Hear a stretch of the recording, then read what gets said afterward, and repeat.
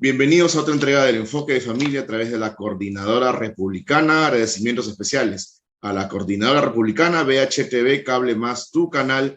Síguenos en Facebook, Twitter, YouTube como Coordinadora Republicana y CRTV en YouTube. No olvides la megatasa del 7.5% para tus depósitos a plazo fijo en Caja Huancayo, la Caja del Perú. Y en esta oportunidad tenemos una invitada muy especial.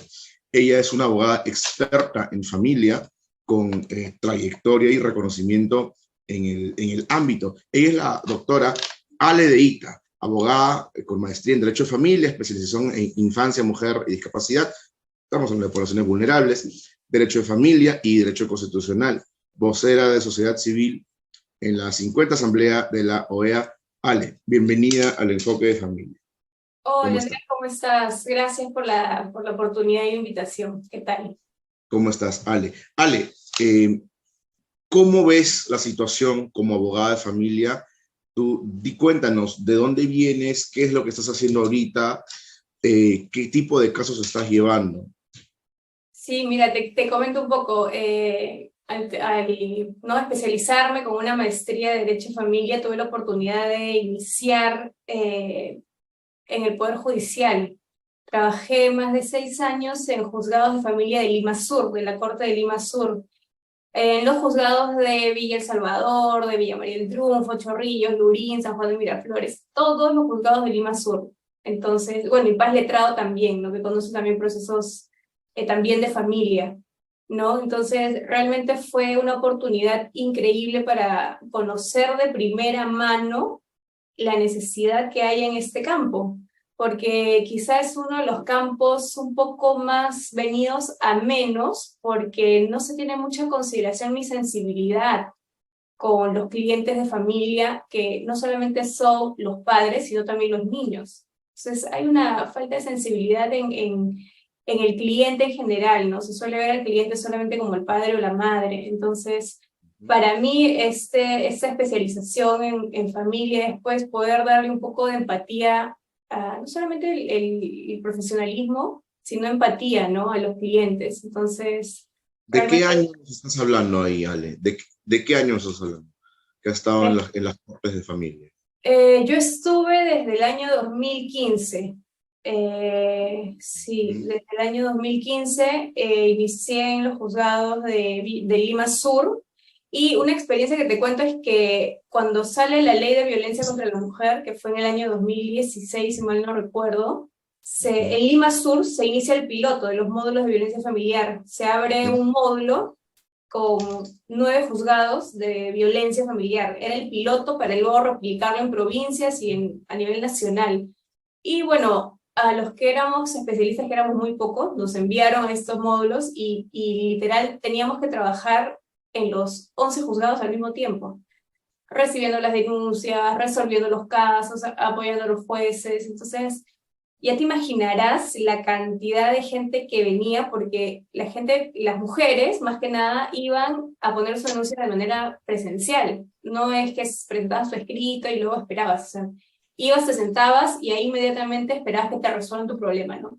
Y te contaré que diariamente se podían atender solamente verbales, ¿ah? Por lo menos unas 45 o 50 denuncias verbales. Sí, sí, yo sé, yo sé. Precisamente te pregunto por el año, porque si me hablas del 2015, estamos en plena, es como un monstruito, ¿no? Sale la ley, obviamente, la anterior ley de violencia familiar, ¿ya? Luego sale la ley, la 30364, ley para prevenir y sancionar la violencia contra la mujer, los integrantes del grupo familiar, ¿no? Pero del 2015 en adelante hay una serie de modificaciones y que el reglamento y que los protocolos de atención, lo que tú me hablas sobre la atención presencial es totalmente cierto. La gente va a los juzgados a presentar su denuncia y el protocolo es de atención inmediata. O sea, tienes que atender a la persona, tomarle su manifestación. Creo que la suben al segundo piso en el módulo de Villa El Salvador, ¿no? Sí. El segundo piso es para psicología, pasas abogada, siguiente cuartito psicóloga, y al costado estaba la jueza con los... O sea, una cosa súper rápida, súper sumario, ¿no? Y bueno, esto ha cambiado la dinámica de la judicialización de los casos de familia a nivel nacional. creo yo, porque ahora en todos lados, bueno, ahora ya hay la facilidad que es virtual, pero tú fuiste de este pequeño grupo de abogados que estuvieron desde el inicio, donde todo era face to face, todo era cara contra cara, y la norma era muy desconocida. Ojo, la norma era Hasta muy los desconocida. mismos operadores de justicia la desconocían. Tú sabes que uno de los primeros problemas que tuvimos es que, claro, la ley te decía que ahora los juzgados te podían tomar la denuncia, pero te acuerdas que con la ley anterior tú podías ir a la fiscalía y te tomaban la denuncia. Entonces, cuando sale la nueva ley, ya no decía eso. Entonces, la fiscalía dijo, nosotros ya no tenemos por qué tomar denuncias. Iban a la fiscalía y la fiscalía decía, anda al juzgado. Hasta la comisaría, iban a la comisaría las víctimas, vayan al juzgado, ellas tienen que tomar. Entonces, a raíz de eso es que sale una modificatoria indicando pues que no solamente son los juzgados de familia, sino Ministerio Público, las comisarías, allá como poquito, ¿no? A veces, ¿quiénes pueden tomar las denuncias? Pero sí Claro, fue... ¿no? Ahora ya una denuncia por violencia familiar puede ser presentada virtual, comisaría, fiscalía, juzgado. Lo divertido de esto es que en fiscalía y en juzgado te pueden dictar tu medida de protección casi de manera inmediata, Sí. ¿no? Sin procedimiento de elevación. ¿Cómo ve la sociedad ahorita?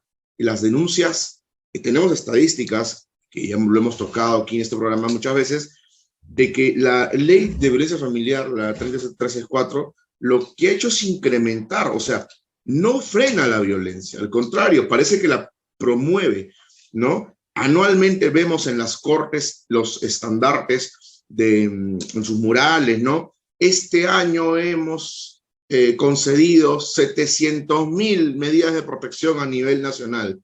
Y tú dices, wow, qué violenta es la gente peruana. ¿Es esto real? O sea, ¿por qué no hay un registro de denuncias falsas, por ejemplo, no? Mira, es un tema bien amplio, ¿por qué? Porque primero la ley es ley para prevenir, sancionar y erradicar. Estamos hablando de un tema de prevención que no existe, porque no existe una política de prevención de violencia en nuestro país. Si bien el Preciso. tema, sí, si bien el tema sancionatorio sí existe, muy poco, porque la medida de protección de verdad no te sirve de nada si después en un juzgado penal o en un juzgado de paz no se le da la sanción adecuada a ese agresor. El agresor se ríe de la medida de protección. O sea, hay agresores realmente ya psicópatas, psicóticos, que no les interesa la medida de protección, porque la víctima a veces desconoce que esta medida puede ser coercitiva, ¿no? Como por ejemplo el descerraje para retirar al agresor de la casa, ¿no? Y lamentablemente es la misma víctima la que tiene que agilizar su proceso para que esa medida finalmente se ejecute, ¿no? Ahora, en el tema de las denuncias falsas, por supuesto que las hay. En el módulo de violencia hemos visto cada caso, precisamente teníamos nosotros cámaras afuera y siempre teníamos una víctima que venía a denunciar, hasta que un día, bueno, una de las señoras que trabajaba ahí de limpieza se nos acerca y nos dice, doctora, ¿ella viene a denunciar o viene como denunciada? ¿Por qué? Porque yo la he visto afuera con un cuchillo amenazando a su pareja. Nadie le creía. Hemos visto las cámaras, vimos las cámaras con la administración y las juezas, efectivamente, ella lo amenazaba a su pareja con un cuchillo, ¿no? De que no la deje. Y luego ella venía al juzgado a denunciar de que el hombre la maltrataba. Mira, y ese es un caso, ¿ah? Imagínate cuántos más no habrán, ¿no? Y sí es una realidad, o sea, la violencia familiar no tiene género, no se trata quién es más víctima o quién es menos víctima. La, el índice de violencia está en el ser humano, no depende del sexo biológico ni nada de eso, ¿no? Pero sí es verdad de que los hombres denuncian menos, y yo creo que sí tiene que ver por un tema de estereotipo, ¿no? Lamentablemente es verdad que la cultura peruana es machista, ¿no? Y hay cierto recelo en los hombres de sentarse en un juzgado y contar su problema, porque es bastante emocional. No es un problema de necesito vender una casa, ¿cómo hago? Es un tema emocional. Entonces, sí hemos tenido hombres que han ido a denunciar, más que nada por el tema de tenencias, ¿no? El chantaje emocional que hay de la madre, de no querer o impedir las visitas del padre a sus hijos, ¿no? Muchos de esos casos existen y eso es violencia. Y a veces Claro. se desconoce, ¿no? Que ese chantaje, manipulación, de si no me das los alimentos no te dejo ver, es violencia, porque nada tiene que ver los acuerdos sobre derechos relativos a los hijos con el derecho que tiene el niño de tener contacto con su padre o con su madre. Porque finalmente este niño no es una cosa, tiene derechos.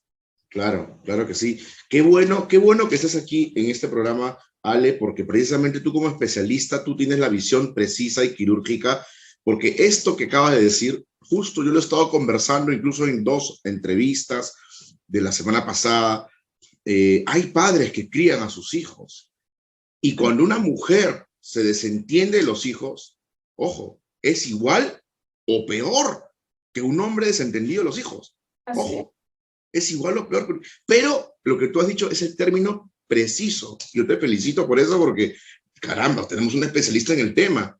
El comentario no es que las mujeres son menos de... No, que existe una disparidad, perdón, entre quienes denuncian más, hombres y mujeres. Pero el comentario preciso sí es que los hombres denuncian menos y los hombres corretean legalmente a la mujer menos. Ahora, yo en lo particular tengo casi igual carga procesal de mis clientes particulares. Yo defiendo igual a hombres y defiendo igual a mujeres. Y he visto cochinadas de las 2 partes. O sea, no me vengan, porque incluso ahora está muy de moda la violencia judicial, que porque te denuncio es que se forma el efecto bucle, ¿no? Me denuncias por esto, te denuncio por otra cosa, y nos denunciamos, y al final terminamos en procesos de 4, 5, 6, 7, 8 años, el niño separado de cualquiera de sus padres, procesos tormentosos, ¿ya? Y al final la única que pierde acá es la familia. Entonces, contigo puedo tocar temas mucho más profundos, como los que se han quedado de repente en el tintero en entrevistas anteriores. Hay temas muy importantes. Nos dijo nuestra amiga Vania Tais en una entrevista anterior, la violencia contra la mujer existe. O sea, no podemos dejar de verla. Esa pregunta te la traslado a ti. La violencia contra la mujer, se entiende que existe la violencia entre ambos géneros, se entiende. Pero ¿es necesaria esta regulación?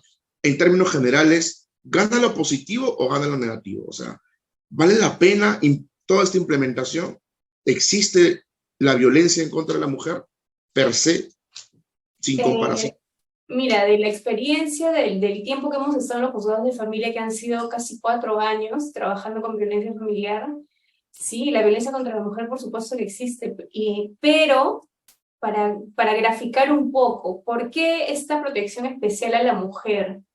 Claro, porque se entendía al hombre agresor, ya sea pareja, usualmente la pareja, ¿no? Esposo, conviviente, que ejerce cierto chantaje hacia la mujer que se dedica a la maternidad, ¿no? Muchos de los casos de violencia eran esos, mujeres que se habían dedicado a la maternidad, no trabajaban y no se querían separar de la pareja porque tenían miedo de no tener que comer y no darle de comer a sus hijos, ¿no? Ahora, claro, existe cierta posición de dominio y poder que tiene este hombre sobre esta mujer que se siente y se ve a sí misma como desvalida y hasta muchas veces como inútil. Son mujeres que dicen, pero ¿yo qué voy a hacer? Si me separo, ¿de qué voy a vivir? Son mujeres que su autopercepción está pero hasta por los suelos, ¿no? Pero algo que se ha invisibilizado totalmente es la violencia al revés. ¿Cuál es la violencia que ejerce la mujer hacia el hombre? Es la manipulación de los hijos. Claro, porque hay mujeres agresivas que pueden golpear, ¿no es cierto? Pero no vamos a comparar la fuerza de un hombre con la de una mujer, evidentemente. Pero si hablamos de manipulación, la manipulación que ejerce la mujer al tener a los hijos en su custodia es dolorosa, porque es una violencia psicológica hacia el hombre, ¿no? Hay algo bien cierto, puede que entre parejas se hayan entendido mal, no se hayan llevado, no necesariamente violencia, y haya habido una separación. Pero la mujer puede ejercer violencia psicológica hacia el hombre manipulándolo con el tema de los alimentos y el chantaje emocional de los hijos. Entonces, ese tipo de violencia no está visibilizada en nuestra sociedad, ¿no? Simplemente se cataloga al padre que se separa y que por ahí pelea un poco el monto de la pensión, se le cataloga como un mal padre.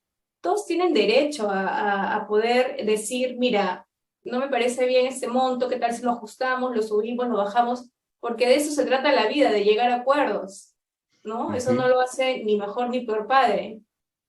El peor padre es aquel que no le interesa darle alimentos a sus hijos, ese es el peor, ¿no? Pero aquel que discute la posibilidad de dar más o menos, no tiene por qué ser un mal padre, pero para nuestra sociedad lo es, ¿no? Ay, que pero debe darle a sus hijos, ¿para qué tiene hijos entonces si no se va a hacer cargo, no quiere darle más? Entonces hay un concepto, para mí es un estereotipo que tiene nuestra sociedad, ¿no? Que ningunea un poco la imagen del hombre, ¿no? Que a la vez se dice, "Ay, pero el hombre no tiene por qué ser proveedor", pero a la vez se le exige que sea proveedor, La sociedad ¿no? lo exige, claro. Exacto, es un doble discurso, ¿no? Y no llegan a acuerdos. No, dame 3.000, pero hay que pagar, en lugar de decir hay que pagar esto, esto y esto, vemos cómo llegamos entre los dos. Acuerdos simpáticos. Oye, la meta es esta. El chico tiene que estudiar, los chicos tienen que estudiar esto, colegio, de repente fútbol, sus talleres, más allá del tema de alimentación, que se gasta un montón, porque los chicos a partir de 7 años para arriba, los hijos hombres, te lo digo por experiencia, comen, pero como camioneros, en serio, ya comen como un adulto, ¿no? Y si eso Imagínate les... la adolescencia. Claro, una pre-adolescencia, pero en realidad sí, es así. Y Claro. obviamente a veces se pelean por los hijos, ¿no? Y hablamos del tema, por ejemplo, de la nueva ley de tenencia compartida, ¿no? ¿Por qué pelearte por los hijos cuando los precedentes ya hablaron? Los precedentes hablan de una perfecta armonía y coordinación y la ausencia de conflictivismo entre las partes para poder aplicar la tenencia compartida. Mi pregunta es, si yo ya me llevo bien contigo, ¿por qué te voy a demandar? O sea, así de simple. O sea, mira, hay veces que me han tocado, yo evalúo mucho el cliente y me gustaría que me cuentes tu experiencia al respecto. Me llama un chico, contacto, no sé cómo, quiere ser cliente, y me dice, quiero demandar a la mamá de mi hijo porque ella lo tiene, pero me deja verlo, me deja llevarlo cuando quiero, no le pago alimentos cuando no tengo, no me pide. Entonces, ¿por qué le quieres demandar? No, sí, es que yo quiero quitarle el hijo. Pero si te lo das cuando tú quieres, o sea, ya te das cuenta. Y acá, de nuevo, mi principio, que siempre lo digo y lo repito, los conflictos judiciales son conflictos psicológicos no resueltos. O Sí, sea, mira, brother, ¿sabes qué? Yo no te voy a atender a ti porque tú quieres fregar. así es. Siete otro abogado carnicero, mercenario, que hay un montón que te van a hacer las demandas que tú quieras. Coméntanos esa experiencia que tú también la has tenido que haber tenido. O sea, Sí, mira, para mí mejor es un acuerdo conciliatorio que un proceso judicial. El proceso judicial es desgastante, un proceso de familia es desgastante. Obviamente hay casos y casos, pero lo que tú comentas es cierto. ¿Y sabes por qué considero yo que ocurre eso de que los padres no les interesa si su hijo va a salir afectado, no les interesa si el niño va a tener que ir 3 veces a una evaluación psicológica para el proceso de tenencia, no les interesa hablarles mal de la mamá, porque se ve a los niños, nuestra sociedad ve a los niños como personas que no entienden qué pasa. No, es que ah, ellos no loco. entienden, ellos no Los entienden, no 5 años ya te están comprenden. explicando el mundo mejor que tú, claro. Entonces, esa visión que se tiene del niño como un ser inferior, que es lo que la Convención de los Derechos del Niño criticaba, y pone al niño en una categoría de persona, tan igual a cualquier adulto, simplemente que en una etapa generacional distinta y que merece protección de parte de sus padres. Entonces, muchos padres ven a sus hijos de esa manera, ¿no? Como seres inferiores y hasta con entendimiento limitado. Y esto considero yo que es un abuso, porque realmente no se dan cuenta del daño que le hacen a sus hijos, ¿no? Este caso que tú comentas, este padre que no le interesa a su hijo, él simplemente quiere fastidiar a la mujer porque quizás, no sé, pues la mujer ya tiene una nueva pareja, ¿no? Que es mucho lo que pasa. Los hombres en... Típico. Y lo que has dicho es totalmente importante, Ale, porque efectivamente los niños son inferiores a los adultos solamente etariamente, solamente generacionalmente, pero te entienden todo, te explican todo, solamente necesitan la información que nosotros tenemos y ellos toman hasta mejores decisiones con los adultos, Así porque es, los adultos porque les algunos dejamos. son más maduros emocionalmente que un adulto, porque no están tan dañados como un adulto. Es. Pero desmiénteme si me estoy equivocando, Ale. En los juzgados, en las entrevistas con los jueces, no se ven niños maduros. Ojo con esto. Se ven niños ninguneados, se ven niños minimizados que están obligados a seguir a la mamá, niñas que van y la mamá no les ha dicho para qué es el proceso, y es para conocer a su papá de repente, pero no le dijeron. Y la fiscal obviamente sí se da cuenta, dice, oye, ¿por qué no lo has dicho? O sea, date cuenta que no es un animal, no es un objeto, es una persona. Tú le has tenido que decir para qué viene este proceso, y ella, bueno, pues, ay, no, que es una niña, ¿no? ¿Qué tiene? Ser niño no es una discapacidad, por Dios, ¿no? Y lo peor de esta manipulación que estás hablando, por ejemplo, cuando la niña está encerrada en la casa y viene el papá, y el papá llama, y la niña se está llamando al papá, y la mamá le dice, no le contestes, dile que no estás, no, dile que más tarde, que no sé cuánto. Oye, al final, lo que le enseñan al chico es a mentir. Es a mentir. Claro, con el pretexto de lo que es la alienación parental. ¿Cómo están los casos actualmente de la alienación parental? Mira, acá en Perú hay muy pocos psicólogos especialistas en alienación parental. Yo recuerdo que cuando trabajé en el juzgado de San Juan de Miraflores, más o menos por el año 2015, o sí, 2015 más o menos, tuvimos un caso era con la antigua ley, que obviamente los casos con la antigua ley se han visto hasta el 2021, ¿ah? Se han terminado incluso de resolver hasta el 2021, donde una perito del Ministerio Público, del área de Medicina Legal del Ministerio Público, hizo un informe súper detallado y bueno sobre dos menores, dos niños, que estaban alienados por el padre. Y en el detalle de la entrevista era increíble cómo estos niños se expresaban de su mamá con insultos. Hicieron una sesión familiar donde los niños le escupían a la mamá, la insultaban, y todo esto a base de la manipulación que el padre ejercía sobre ellos. Ese es un caso bien emblemático porque incluso hubo un proceso de tenencia ahí y hasta un proceso de abuso sexual también que llegó en casación. Y para mí eso es uno de los casos pioneros. ¿Por qué? Porque yo después de eso no he visto más casos donde se termina la alienación parental, pudiendo haber, estar presente ese diagnóstico. Yo no soy psicóloga, ¿no? Pero evidentemente ya con un poco la experiencia te das cuenta cuando una madre manipula a un hijo, ¿no? Cuando el hijo no quiere saber nada de su papá, a pesar de que es un padre que pasa alimentos, que se desespera por ir a ver a su hijo y no lo dejan. O sea, esos padres que tienen miles de constancias policiales porque no los dejan ver a sus hijos y que el niño no quiera ver. No es normal que un niño no quiera ver a su padre o a su madre, no es normal. No es normal. O hay un tipo de violencia de este padre hacia el niño, o hay un tipo de manipulación de la madre o el que ejerce la tenencia sobre este niño. Pero no es normal, pues. No es, ay, es que déjalo, hoy día no quiere ir. No es normal.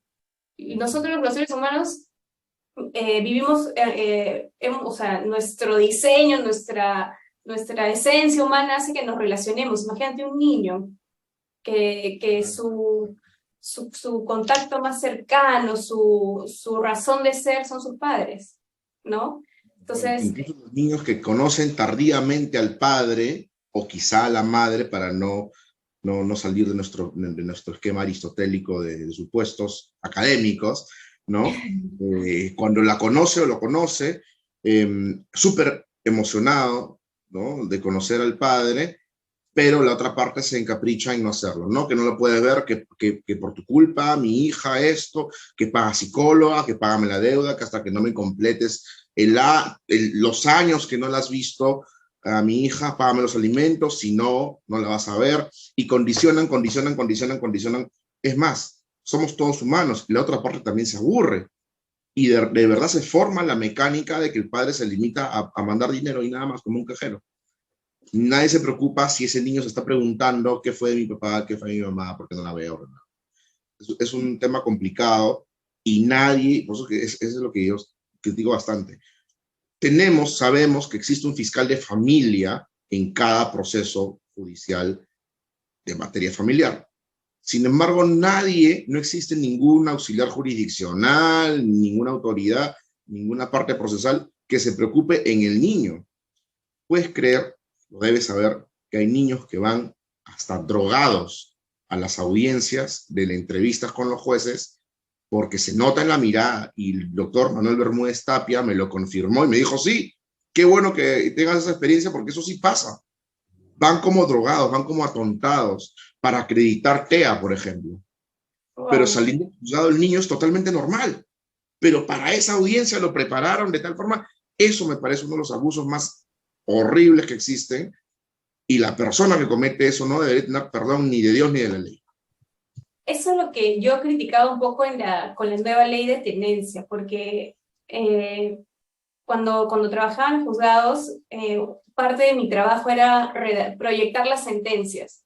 Entonces, siempre poníamos el tema de la consejería familiar, la terapia psicológica, pero en el proceso único, que es el proceso de tenencia, el juez no tiene facultades coercitivas, como si en un proceso de violencia familiar, ¿no? Que yo, no sé, pues te ordeno que te vayas de la casa en 24 horas. Si no lo haces, voy con la policía, deserraje y sal. Esa es la facultad coercitiva. En un proceso único no existe eso. Y para mí, una propuesta que hubiese quizá mejorado un poco el panorama de estos escenarios que tú comentas, de la manipulación de los niños, es darle facultades coercitivas al juez de sancionar a ese padre o madre, que si se determina un informe psicológico, psiquiátrico, qué sé yo, que ejerce algún tipo de presión sobre su hijo, condicionamiento, no tanta violencia, porque obviamente un padre que ejerce violencia creo que no es idóneo para tener la tenencia, ¿no? Pero hacer algún tipo de condicionamiento, manipulación, debería ser sancionado, debería obligársele incluso a pasar una terapia psicológica e informar, y si no pasas tu terapia y cumples, como en el proceso de violencia, se te denuncia por resistencia a la autoridad. Entonces, como tú dices, no solamente el especialista, el que se dedica al tema jurisdiccional y fiscales, no solamente ellos no están capacitados, sino que el mismo sistema no es tan proteccionista del niño. Como que ya, resuelvan los papás, quién tiene la tenencia, pero no interesa el niño. O sea, no interesa cómo está esa familia, ¿no? Podríamos hacer, Ale, un proyecto de ley para Eso estaba incorporar, pensando. no un fiscal es que en todo proceso judicial hay un fiscal de familia, pero hace años lo vengo repitiendo, no hay un fiscal de la infancia. O sea, dentro de un proceso judicial pasa el papá, demandado o demandante. Ya, un proceso de visitas. Viene el papá demandante, viene la mamá con el niño. El niño viene calladito, mirando el suelo, no sabe qué está haciendo. Si no hay ningún fiscal, lo que el fiscal que se tiene es un fiscal que brinda garantías legales al proceso. Así es. Ojo, al proceso. Nadie se le acerca al niño diciéndole, oye hijo, ¿qué tal? ¿Cómo estás? ¿Has visto a tu papá? ¿Has visto a tu mamá? ¿Hace cuánto tiempo que no lo ves? ¿Qué recuerdo tienes el último de tu papá o de tu mamá? ¿A dónde se te llevó a pasear? ¿Fueron a los juegos? ¿Fueron a dónde fueron? ¿Qué hicieron? ¿Qué comieron? ¿No? O sea, nadie se preocupa de ese cuando debería ser prioridad. Así es. Para esto, hay jueces que saben que extinguimos esto, concilie. Siguiente tema importante que tocar contigo, la conciliación. Para muchos abogados, para mí, acá en Perú tenemos una cultura en Perú. Tenemos una cultura que es la cultura chicha. La cultura chicha, ¿no? Que es nuestra cultura hace más de Formalidad. 30 o 40. Y el informe es como cuando los políticos dicen, vamos a formalizar a todos los peruanos, un ratito que quiere cerrar el Perú, ¿no? Si el 80% de la economía nacional es informal, ¿no? Entonces también en los procesos de familia llega esta cultura y vamos, ¿sabes qué? A Alejandra y a Andrés, vamos a hacer un acuerdo conciliatorio. ¿Ya? Y ninguna de las dos partes cumple, pues porque el incumplimiento es lo normal en otra sociedad. Entonces, ¿qué nos puedes comentar de tu experiencia con los acuerdos conciliatorios? Wow, sí, es un tema el no cumplimiento. Creo que en temas de familia, yo hasta donde he visto, he tenido la experiencia de llevar conciliaciones, cuando los padres evitan ir a un proceso judicial porque saben que les va a demandar tiempo, les va a demandar gasto, y definitivamente quieren solucionar su problema, que tiene que ver con los derechos relativos a sus hijos. Yo he visto que sí hay cumplimiento ya de los acuerdos, pero el tema de la pensión de alimentos siempre es condicionada, ¿no? Siempre está en el tire y afloje el tema del cumplimiento de la pensión, las visitas, por lo mismo que tú dices, ¿no? Claro, es un tema cultural de, bueno, pues si no cumplo no pasa nada, ¿no? Bueno, hasta que me demandes por ejecución, ¿no? De acta de conciliación hasta que No, me... y hay gente que espera el último minuto y a mis clientas les porque la maldad es bruta, ya, le escriben, hasta que la jueza no me ordene no te voy a pagar. Ah, ya, ¿no? Mira, ¿y quién está debajo? Debajo está el niño que no recibe su pensión como corresponde, Mira, ¿no? ¿no? Todos los procesos ahorita, eso es lo triste, ¿no? Que todos los procesos están orientados al papá, a la mamá, pero nadie piensa en el niño, ¿no? Justo te quería comentar algo, algo antes que se me vaya, que estábamos hablando, que estabas proponiendo que exista un fiscal de infancia.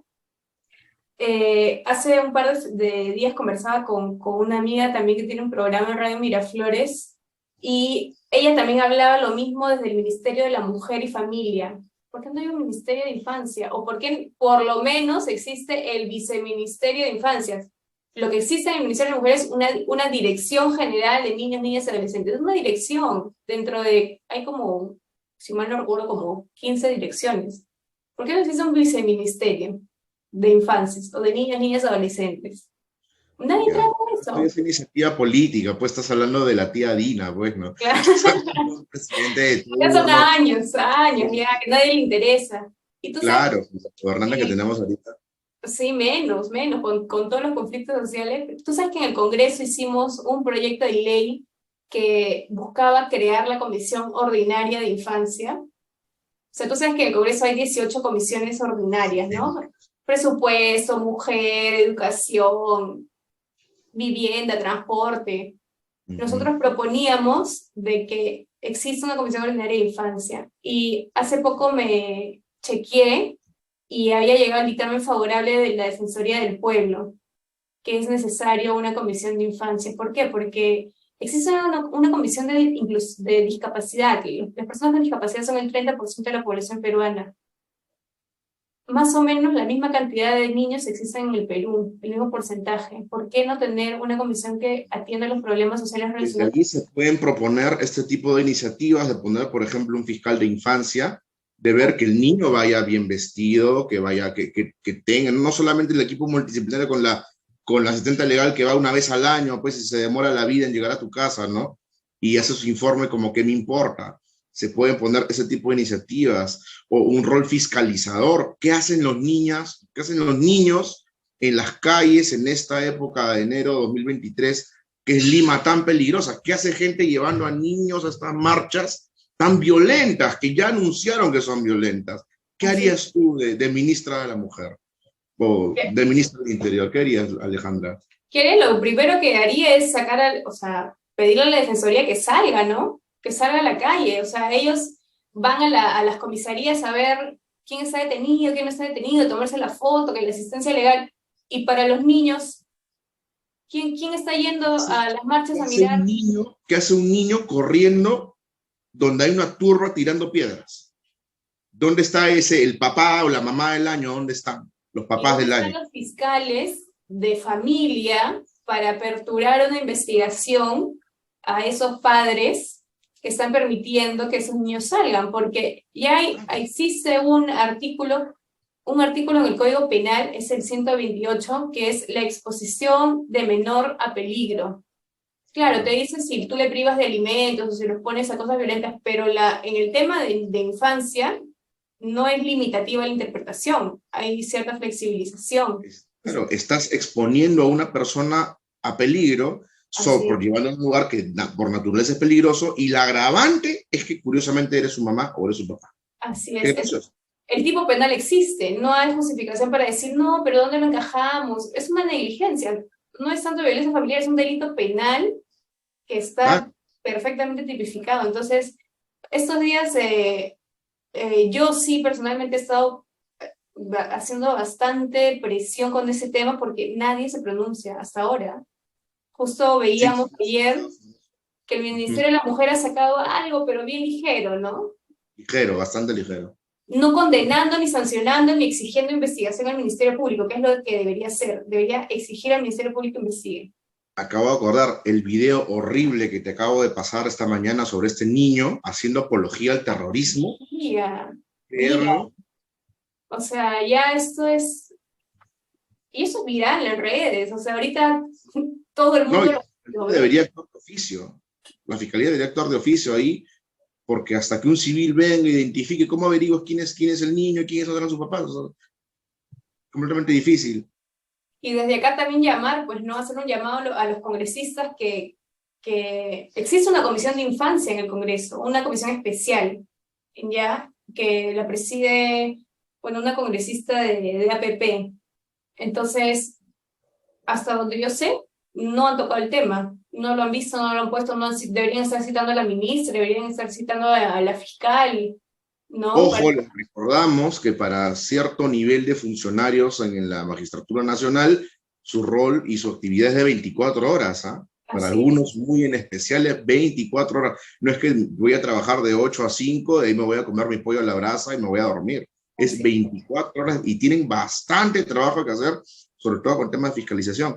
Ale, vemos que tienes una gran experiencia en estos temas, no solamente en familia, procesal y político también. ¿Dónde te encontramos? Porque el tiempo nos está ganando, creo que ya nos ganó nuevamente. Sí, mira, ahorita estoy en las redes sociales, estoy en Instagram, en Facebook, también en TikTok, hablando de temas, estos temas que hemos tocado. Estoy como aledeita.abogada, y bueno, yo feliz de poder conversar con todos los interesados no solamente en los temas de procesos judiciales, sino en todos estos temas coyunturales que tienen que ver con la infancia, ¿no? Entonces ahí estamos, en las 3 redes sociales. Es una opinión acertada, creo yo, y obviamente pues, bastante especializada en el tema, no solamente que tiene experiencia empírica, sino que también te has preparado bastante para dar estas opiniones. Alejandra, te agradezco muchísimo por tu tiempo. Esta entrevista ha sido muy buena, podríamos hablar de 1000 cosas más, porque hay material para hablar, hay muchas cosas que denunciar incluso, y podemos hacer cosas juntos ahí. Cualquier cosa estamos en coordinación. Gracias, Ale, bienvenida cuando quieras al Enfoque de Familia. Gracias a ti, Andrés, gracias por la oportunidad. Y este programa llegó gracias a la Coordinadora Republicana, BHTV, Cable Más, tu canal. Síguenos en Twitter, Facebook y YouTube como Coordinadora Republicana y CRTV. Y no te olvides tu megatasa del 7.5% para tus depósitos a plazo fijo en Caja Huancayo, la Caja del Perú. Esto fue el Enfoque de Familia de hoy y hasta la próxima. Gracias, Ale.